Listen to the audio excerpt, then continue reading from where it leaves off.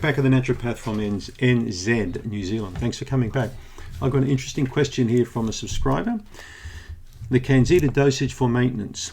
I know you have covered this before, but maybe some more direction of how many CanXida remove pills for how long, when to step down for maintenance dosage, when to stay on maintenance dosage. For example, as I'm feeling better and better and have fewer symptoms, I don't know when to stop, as I want to make sure this is gone. I live in the northeast US, and in the fall around November I can feel my symptoms returning but getting better every year. Is there a link with SAD, which is we call seasonal affective disorder for winter time, less sunlight? Vitamin D levels, daylight levels. By about April I'm pretty much symptom free. That's very interesting. Let me just underline that.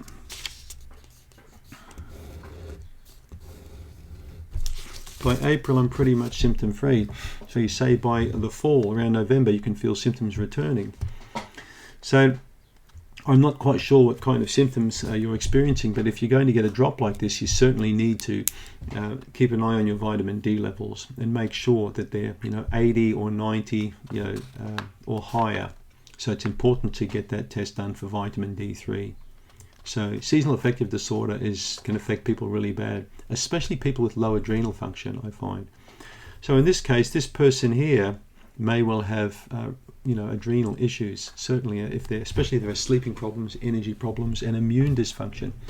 So I'll be doing a lot of work with adrenal fatigue in particular later on in the year and likely next year, tremendous amount, because I did study under one of the world's top leading experts for adrenal fatigue for over 10 years. I learned so much information. I treated many people with thyroid and adrenal burnout, and I'll talk more about that at another stage.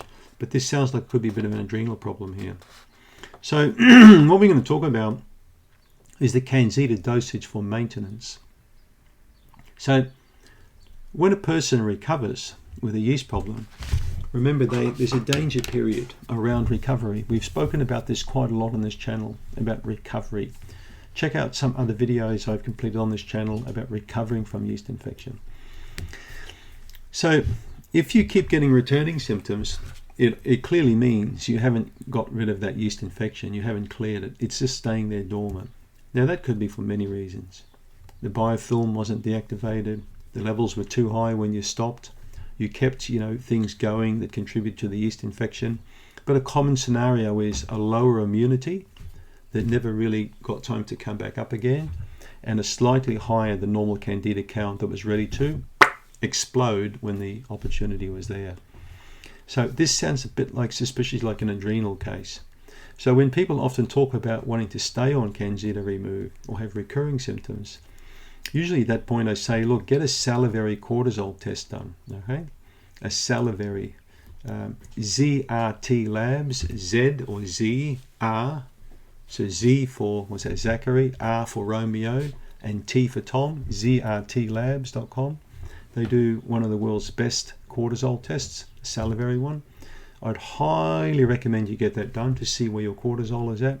I've got a feeling you have a low cortisol here, and that's going to keep your immune system problematic, up and down, it won't really be functioning too well. So high cortisol and low cortisol create a big problem in terms of your immune function. If it's too high, the cortisol, you're going to get a suppression of immunity, and if it's too low, you're going to get a poor activation of immunity, because white cells are very, very dependent on cortisol to activate them.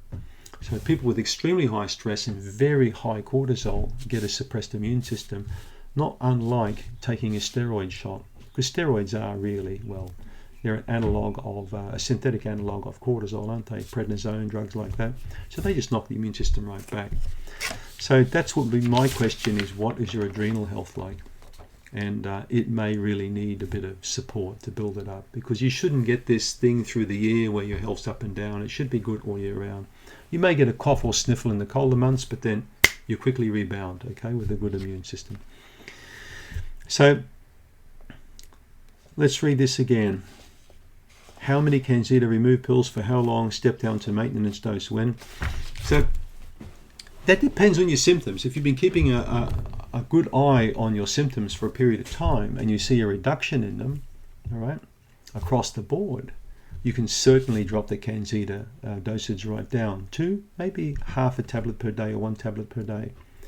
And that's probably about it. You could stay on that for a few weeks and again watch these symptoms going down. And then ideally you would come off that after several weeks and let your body, float on its own, see what's happening. What are the health parameters like? What's your energy like? What's your sleep like? Okay, what's your outlook like emotionally? How do you feel about things?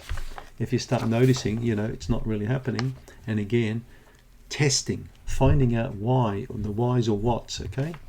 Adrenal testing, the salivary test, or stool test, to see what's in my gut that's recurring. What is laying low but coming back up again, okay? Now here's a very advanced one. If you start getting issues, okay, after recovery that are different that you had previously, it could also mean you've got a population of bacteria like Pseudomonas or Citrobacter that have come up now, because you could have knocked the Candida back, but then something else can come up. All right. This is why I love stool testing.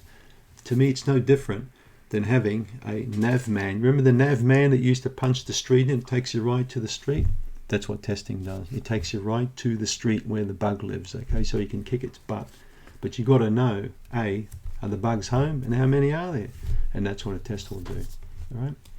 And that will also guide you then into dosage far more accurately than you can without testing. Okay, not unlike driving to some random street somewhere in Wisconsin that you've never been to before, okay, and in getting there and not having a clue what to do, the map takes you straight there, and that's what the test does. It takes you right to that point, wham, knock on the door, right. Is Mr. Citrobacter home? Is Mr. Pseudomonas home? I'm coming for you, buddy. And that's why I like the testing. Right? It'll fine-tune your prescription, and then you'll be able to work out how many you need, depending on the counts. Okay? So then that test result will tell you, do you need a small hammer, or do you need a big hammer, or do you need a huge hammer? Okay? And up to you to learn how to use the hammer properly. And the hammer in this case is the CanXida Remove. And we all know what damage a sledgehammer can do, okay? It can annihilate stuff. So I just made a previous video saying that you need to not overstep the mark with CanXida Remove. It can be a little bit like a 50 caliber handgun, okay? In the wrong hands, it can create a lot of damage, okay? And in the right hands, a 9mm does all you need to do. And it's the same thing, depends on the dosage, all right? A little bit or a lot. Depends on the test result, depends on the symptoms, but it also depends on how you handled the dosages previously. Now, let's just say that you're starting to recover, but you're going down, and now you're taking the CanXida Remove in a higher dosage again. But now you've got a completely different reaction to it than you initially did. Again, this tells you your gut's probably turning, okay, going one way or another. And you need to know what's going on in that direction. Testing. Every 3 or 4 months. All right. Most of the recovered cases I've worked with, people tested twice. Many would have tested once, but most would have done 2 tests. One up front, treatment, subsequent one within about 6 months, 3 to 6 months was the second test. That's all most people needed. Now you're going to say, I can't afford that $600 or that $700, but you can also not afford to be sick for, 6 or 7 years either. So think of it like that, okay? That's when you need to work with somebody.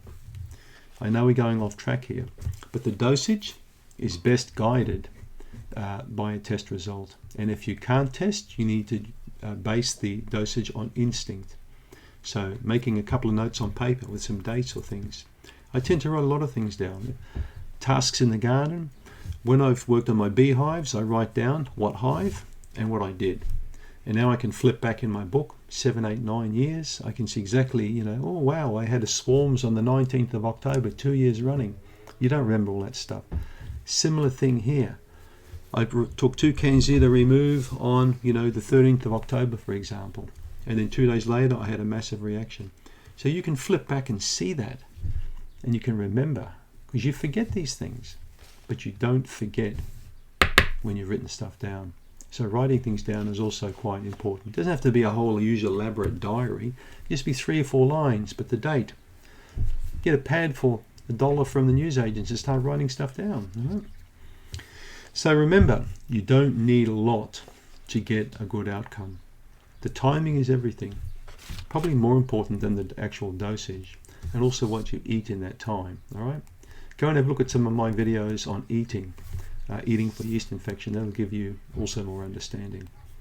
So I hope you got a bit out of this video. Thanks for tuning in, and thanks for the question.